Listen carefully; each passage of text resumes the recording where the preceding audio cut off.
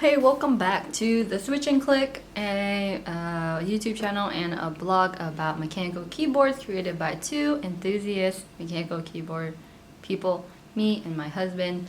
And today we'll be talking about something that really matters to me, ergonomic mechanical keyboards. So I wrote a lot of things in the associated post down below, and then in this video I'll just be going over some recaps and along with where I see my custom build going with my very first custom mechanical keyboard. Right now I'm using the Mass Drop Control. I just bought that. Didn't build it or anything. It was just my entryway into the mechanical keyboard hobby, but let's jump right into it. I talked a lot about ergonomics, what it is, what your desk should look like, and I guess I'll show you guys my desk and how I made it ergonomic. It's really cluttered right now, but it's fine. It's fine. I'm taking you guys off tripod for the first time. Alright, so first thing we see is a desk. Don't mind those where this is whatever. First thing you see is the desk. As you can see, the desk is at a fixed height. I can't change the desk height unless I chop this off or add things under. But I can change the chair. So my chair is already at the maximum height, and it's going to stay that way because I'm short, but because my chair is up, now I got books. Now I need books to put my feet on. So the ideal sitting angle would be a back at 90 here, knee at 90 here, feet touching the floor or books, whatever you wish. And then when you're sitting here, you want your elbows to be a 90 here, your wrists to be supported. I looked into different keyboards and we'll talk about that soon. And you want your monitor to be like a desk length from you. You want your eye level to be right at the top right there. And your mouse to be as close to your keyboard as possible. You want your hands to rest around on the desk as naturally as possible.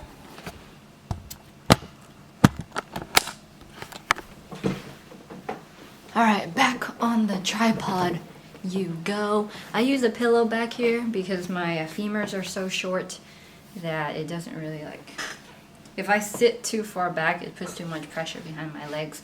But moving on, ergonomic mechanical keyboards. There's a bunch. They're expensive. They're not cheap. But you know what else is expensive? Hospital bills, physical therapy, hand therapy. That's expensive. Okay, moving on. When you're at your desk and you're typing a lot and using your mouse a lot, be sure to get up, give your body a break, give your hands a break, just shake it off. But let's dive into the keyboard. So there's a bunch of different kinds. I talked about the Kinesis Advantage 2. It has a very, very special look. It has mechanical switches, the Cherry MX browns or reds. So Kinesis only has those two options, browns or reds. And this one is like one board. It's split, but it has palm rest and your fingers just fall into like a nice curved well. The weird thing about this keyboard is that it has a non-standard layout, and you're gonna have to learn where things are because it's using a lot of those thumb clusters for the keys that you would reach for with your pinky, like backspace, enter, shift. So that would be around your thumb area. The Kinesis Freestyle Pro is also very similar, but it doesn't have as much of the features. So the Advantage 2 is $350, around there. I mean, you can add things, I think. But the Kinesis Freestyle Pro is $180, I believe. And so it's much cheaper. It's more flat. You can buy accessories to cause it to tent up and have that negative tilt, but it's mostly flat. It does have a standard layout, and it's nice. I mean, yeah, it's nice. I wanted to really talk about the Ergodox Easy. It's basically an Ergodox, except it's already pre-assembled, and you just pick some options and they'll ship it straight to you. It's fully split. It has two separate parts that are connected by a cord, It is micro USB though, unfortunately, instead of USB-C, and they ship it from Taiwan. So it also has a bunch of options. There's 2 color options, black or white. You get your tenting options that you pay $30. So each additional feature is $30. So the tenting kit's $30, the wrist pad is $30. And then the switches, there's a ton of options, but you don't have to pay extra. Backlighting is also $30. And the switches, they have 11 different switch options, I believe. They have cherry browns, cherry blues, a ton of kale switches, kale copper, kale box, different colors as well. So there's a lot. But the price can range from like $300 to $350. I think it's $290 to $350 depending on like which options you go for. And that's great. That's a great keyboard. For the Ergoducts, you can buy keyboard kits and then solder it yourself and make it yourself. I was looking into that for a little bit, and then I like found all these other keyboard kits that you can dive into as well. So other keyboards include like the Ultimate Hacking Keyboard. This one is $275.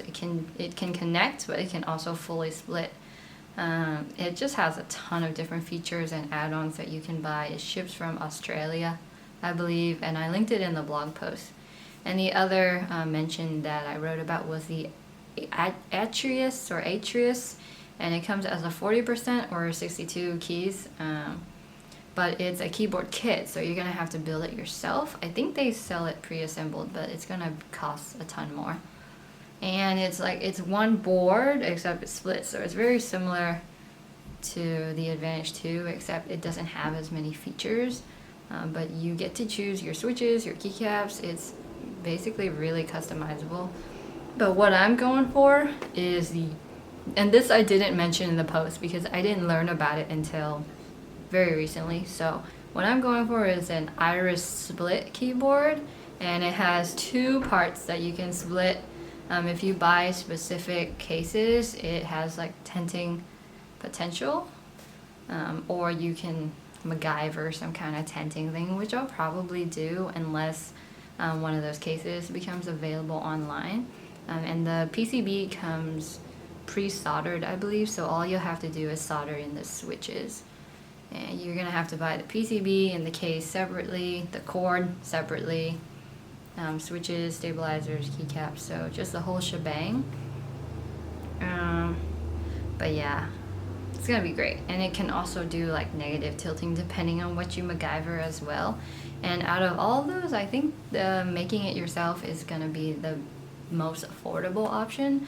But if you're looking for convenience or something, I would probably go for the Ergodox Easy or the Advantage 2, depending on what you want. I mean, it's very personalized. Like, how often do you use a keyboard, and what do you want? Tenting is definitely like a must-have, in my opinion. And I've read a ton of people saying like, if you don't have tenting, then what's the point, you know?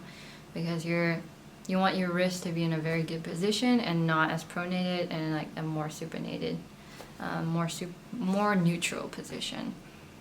So that's the plan. We don't have a soldering station or anything like that yet, but I believe we'll be getting one pretty soon. We just need to do a few returns, get some cash money, if you know what I mean, and then we'll move on to our first custom keyboard build. I'm super excited. I hope you're super excited, and I can't wait. I'll see you next time. Bye. Hit like if you like it, subscribe if you want to. You don't have to. And leave a comment down below. Do you have an ergonomic keyboard? If you do, please tell me, and like write if you love it or not and why. And I just want to know so I can experience it for myself. I really want something ergonomic because the pains are pretty bad. I'm getting old. Bye.